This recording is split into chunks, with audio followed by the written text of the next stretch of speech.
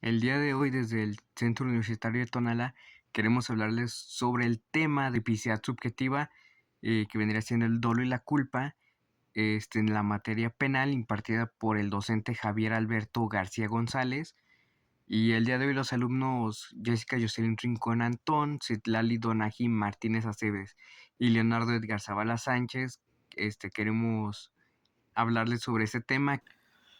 Para iniciar, podemos hablar sobre que el derecho penal constituye uno de los instrumentos fundamentales con los que cuenta el Estado para regular la conducta humana.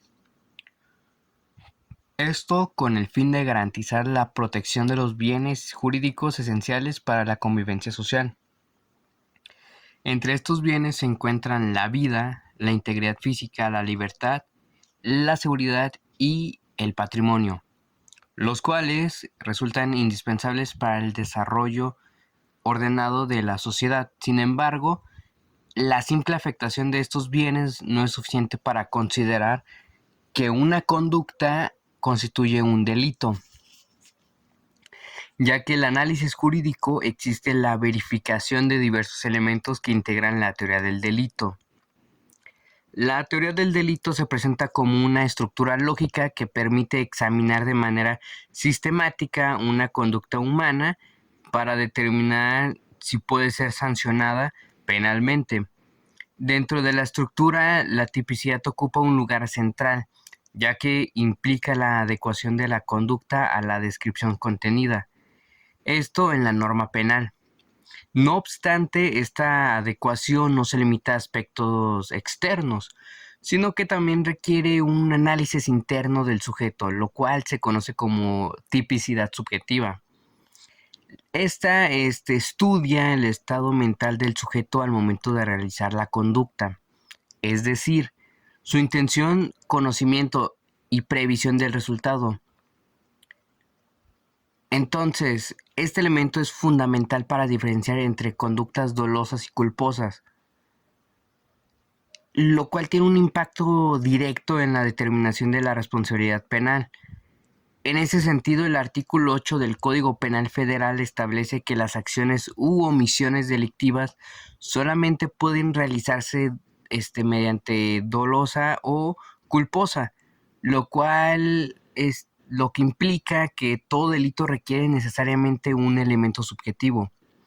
El presente ensayo tiene como objetivo desarrollar de manera exhaustiva la tipicidad subjetiva, pues en el derecho penal mexicano esta se analiza con los conceptos de dolo y culpa desde una perspectiva legal y doctrinal, incorporando la teoría finalista de la acción y reflexionando sobre su aplicación práctica y los problemas que presenta su interpretación.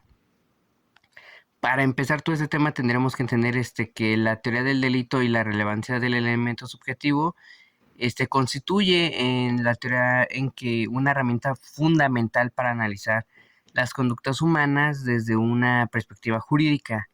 Esta teoría se estructura en diversos elementos que deben concurrir para que una conducta pueda ser considerada delito, lo que viene siendo la conducta, la tipicidad, la antijuricidad y la culpabilidad y punibilidad. La conducta representa el punto de partida, ya que el derecho penal únicamente se ocupa de actos humanos voluntarios. La tipicidad implica la adecuación de dicha conducta a la descripción legal, contenida en un tipo penal. La antijuricidad se refiere a la contradicción de la conducta con el orden jurídico, mientras que la culpabilidad analiza la posibilidad de reprochar la conducta al sujeto. Finalmente, la punibilidad determina la aplicación de una sanción. Dentro de la tipicidad es posible distinguir entre tipicidad objetiva y tipicidad subjetiva. La primera se refiere a los elementos externos del delito, como la conducta, el resultado y el nexo causal. La segunda, en cambio, analiza el contenido interno de la conducta, es decir, la intención o previsión del sujeto. La importancia del elemento subjetivo radica en que permite individualizar la responsabilidad penal. No sería justo que esto sancionara de la misma manera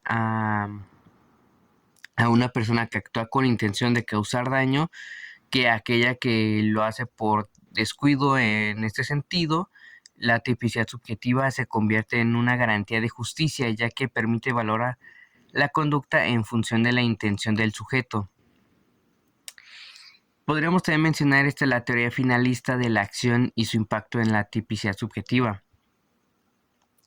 Para comprender de manera más profunda la tipicidad subjetiva es necesario recurrir a la teoría finalista de la acción desarrollada.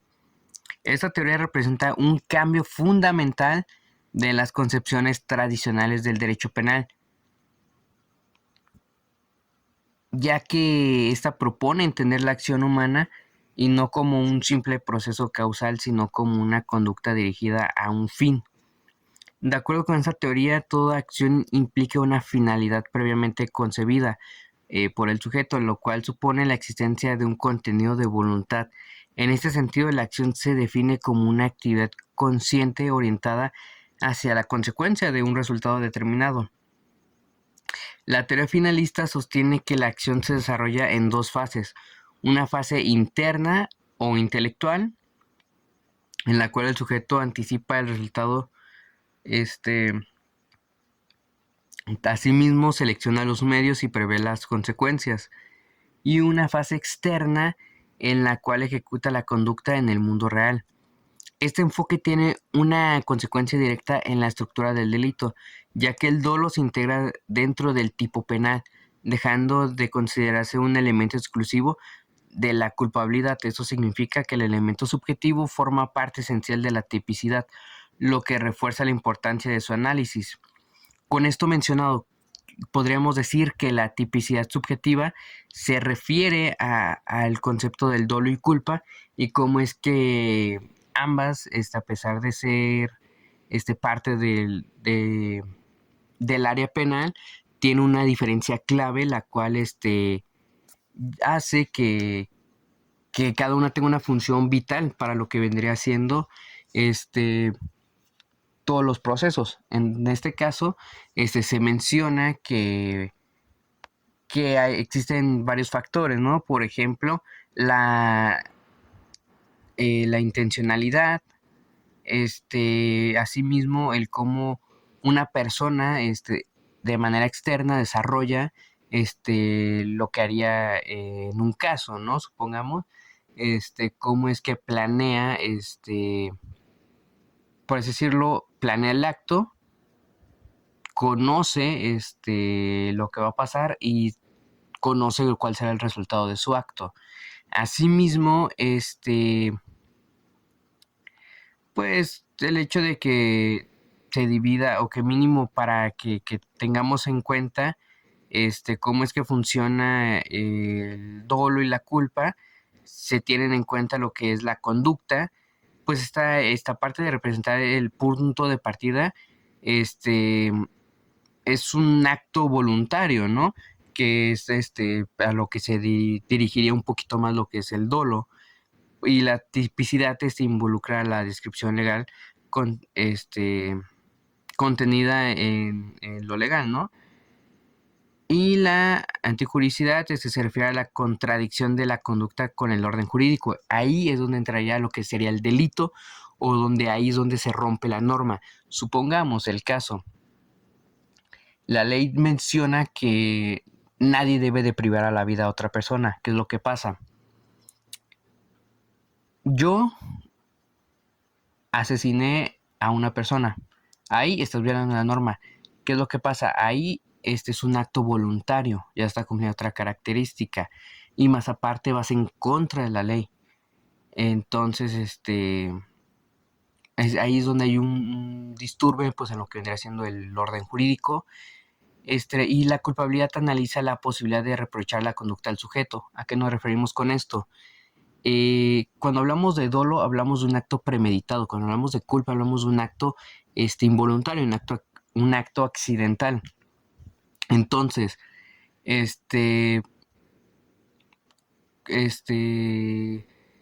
¿cómo podríamos reprochártelo?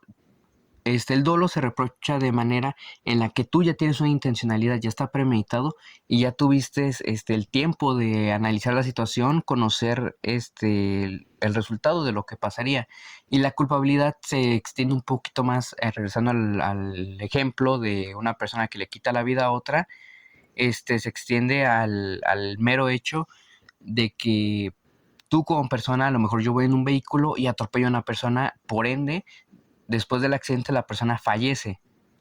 Yo estoy cometiendo a lo mejor el delito de homicidio culposo y no doloso. ¿Por qué? Porque yo nunca tuve la intencionalidad de atropellar a esta persona. Entonces, lo que nos habla más que nada de todo este tema y la teoría es que para llegar a definir lo que es el dolo y la culpa, existen distintos factores que nos dan un resultado bastante concreto y certero sobre la diferencia entre estos dos. Ahora, mi compañera Jocelyn y mi compañera Citlali se van a encargar de explicar qué es cada cosa sobre qué es el dolo y bajo qué ramas o bajo qué derivaciones llegan a tener, y sobre la culpa, que es un apartado también bastante interesante. ¿Por qué? Porque al ser cosas tan distintas que van encaminado a lo mismo, es a veces fácil para la gente que es un poco externa a estos temas legales el confundirlo. El tema en continuidad es el dolo. Veremos su concepto, sus elementos y el desarrollo doctrinal. Para empezar con su concepto, el dolo constituye la forma más grave de realización del delito, ya que implica una relación directa entre la voluntad del sujeto y el resultado producido. Con voluntad nos referimos a que la persona quiere realizar una conducta y actúa por decisión propia.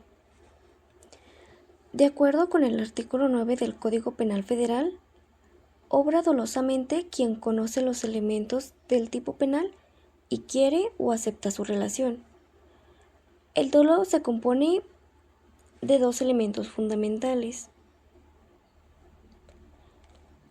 el cognitivo y el volitivo. El primero, que es el cognitivo, implica el conocimiento de la conducta y sus consecuencias. La persona sabe lo que está haciendo. Como ejemplo, podemos decir que una persona sabe que el arma está cargada y entiende que disparar puede matar a alguien. La persona sabe lo que está haciendo, sabe que su conducta puede producir un resultado prohibido por la ley. El número 2, que es el volitivo, hace referencia a la voluntad de realizar la conducta o aceptar el resultado. En este concepto, la persona quiere realizar la conducta y acepta el resultado. Un ejemplo de ello es que alguien dispara deliberadamente porque quiere lesionar o matar a otra persona. Para tener un ejemplo más completo sobre estos dos conceptos, podemos poner que Pedro apunta con un arma y dispara contra Juan para matarlo. En el cognitivo podemos decir: Pedro sabe que disparar puede causar la muerte, mientras que el volutivo, Pedro quiere disparar y causar ese resultado. Estos dos elementos nos ayudan a determinar si hubo dolo y qué tipo de responsabilidad penal existe. Desde una perspectiva doctrinal, el dolo puede entenderse como la manifestación de una voluntad consciente orientada hacia la realización de un hecho ilícito. Con hecho ilícito podemos decir que es una acción o conducta que va contra de la ley y que causa un daño o afecta derechos de otras personas. Puede consistir en hacer algo prohibido por la ley o no hacer algo que la ley obliga. Pondremos un ejemplo sencillo. Robar un celular es un hecho ilícito. ¿Por qué? Porque la ley prohíbe apropiarse de bienes ajenos. Otro ejemplo sencillo podría ser golpear a una persona. Esta voluntad no siempre es directa, ya que en muchos casos el sujeto actúa en contextos de riesgo en los que el resultado no es seguro, pero sí es posible.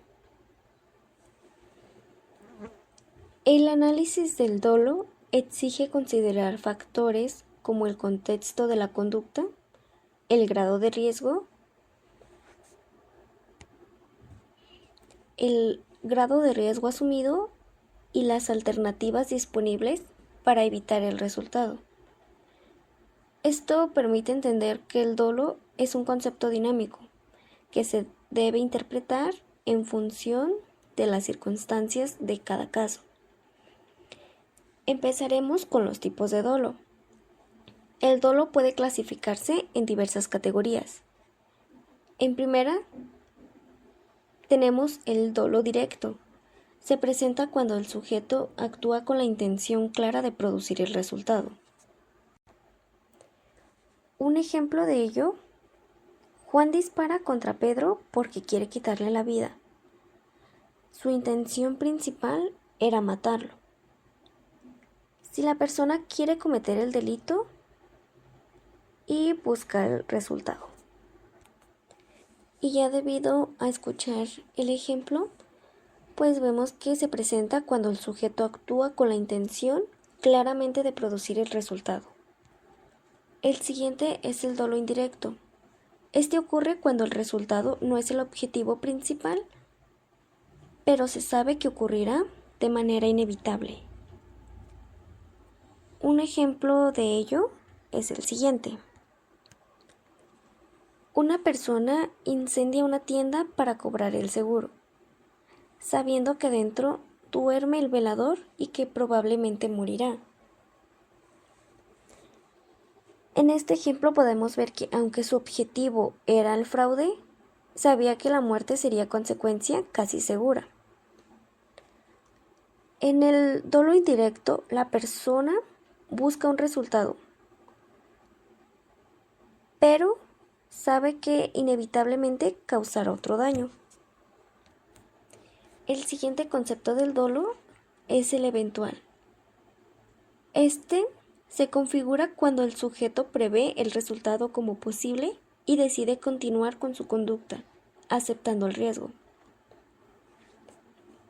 Para un ejemplo de ello es el siguiente. El conductor maneja a exceso de velocidad en una zona escolar y atropella a un niño. Él no quería causar la muerte, pero sabía que podía pasar, y aún así continuó conduciendo de esa manera. El dolo eventual es particularmente relevante en la práctica, ya que se presenta en situaciones donde el sujeto asume riesgos innecesarios. Otro ejemplo de esto sería como en los accidentes graves de tránsito. Con el siguiente tema en continuidad tenemos la culpa, su concepto y análisis profundo. Empezaré con el concepto de la culpa. La culpa se caracteriza por la ausencia de intención de causar el resultado, pero con la existencia de una conducta negligente o imprudente. El artículo 9 del Código Penal Federal establece que obra culposamente quien produce el resultado sin haberlo previsto, siendo previsible o habiéndolo previsto. Confía en que no se producirá.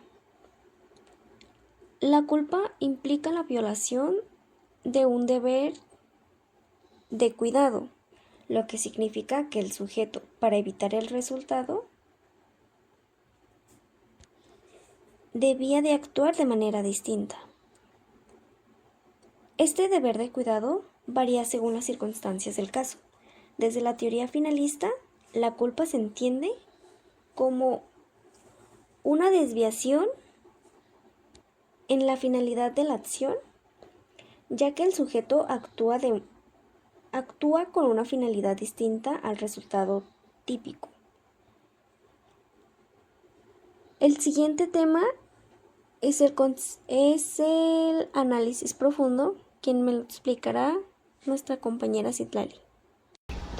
Ahora vamos a hablar sobre los tipos de culpa dentro del derecho penal.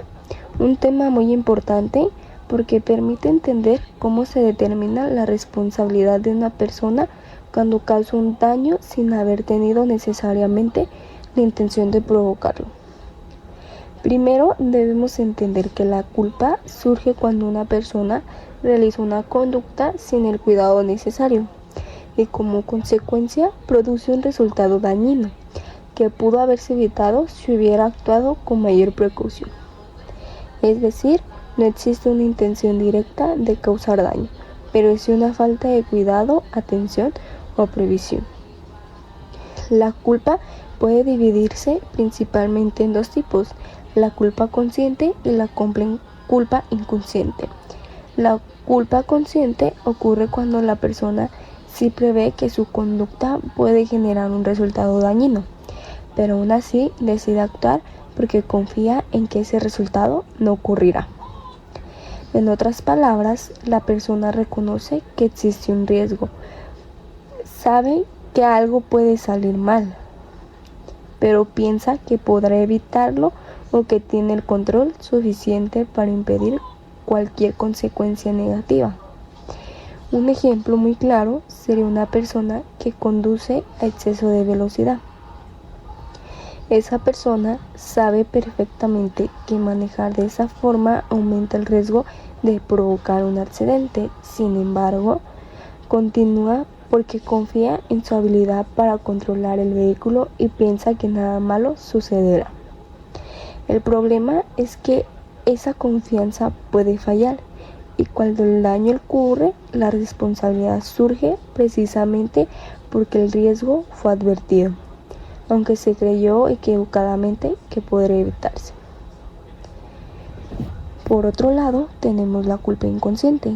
En este caso, la persona no prevé el resultado dañino, aunque legalmente debía y podía haberlo previsto.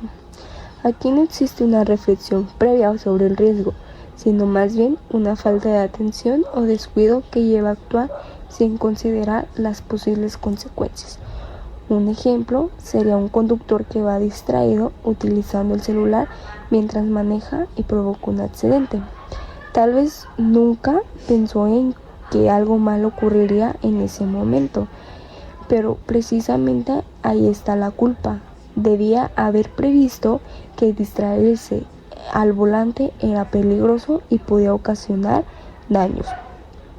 Ahora bien, dentro del derecho penal existe una diferencia muy importante entre la culpa consciente y una figura conocida como dolo eventual. Ambos casos se parecen porque en los dos la persona prevé la posibilidad de que ocurra un resultado dañino. Sin embargo, la diferencia está en la actitud que adopta frente a ese posible resultado. En la culpa consciente, la persona confía en que podrá evitar el daño. Existe una expectativa de control y la creencia de que el resultado no sucederá. En cambio, en el dolo eventual, la persona también prevé el resultado, pero actúa aún aceptando que pueda ocurrir, es decir, le resulta indiferente que el daño suceda y decide continuar con su conducta. Esta diferencia es fundamental porque el dolo eventual suele implicar una responsabilidad mucho más grave que la culpa consciente, ya que existe una excepción del posible daño. Estos tipos de culpa son esenciales dentro del derecho penal porque ayudan a los jueces a determinar el grado de responsabilidad de una persona. Además, permiten diferenciar entre una conducta verdaderamente intencional y una conducta realizada por imprudencia, negligencia o falta de cuidado. Ahora les hablaré sobre la prueba del elemento subjetivo en el derecho penal, un aspecto fundamental para comprender cómo los jueces determinan la responsabilidad de una persona al cometer un delito. Primero, es importante entender qué significa el elemento subjetivo. Cuando hablamos de este concepto, nos referimos a la intención, el conocimiento o la voluntad con la que actúa una persona al realizar una conducta. Es decir, El derecho penal no solo analiza lo que una persona hizo, sino también la forma en que lo hizo y lo que pensaba en su mente en ese momento. Por ejemplo, no es lo mismo una persona que causa un daño de manera intencional, queriendo provocar el resultado, que alguien que ocasiona ese mismo daño por descuido o negligencia. Aunque el resultado pueda ser parecido, la responsabilidad penal cambia dependiendo de la intención y del grado de conciencia que tenía el sujeto. Sin embargo, aquí sí surge una gran dificultad. El elemento subjetivo no puede observarse directamente. Nadie puede entrar en la mente de otra persona para saber exactamente qué pensaba o cuáles eran sus verdaderas intenciones al momento de actuar.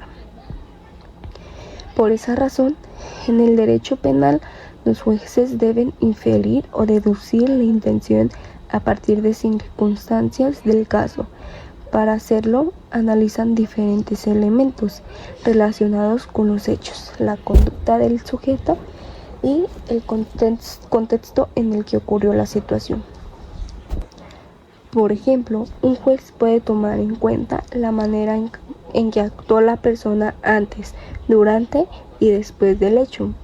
También puede analizar los medios utilizados, el comportamiento del sujeto, las palabras que expresó o incluso las condiciones en las que ocurrieron los acontecimientos. Todo esto permite construir una idea sobre cuál era la intención real de la persona y si actuó con dolo, culpa o negligencia.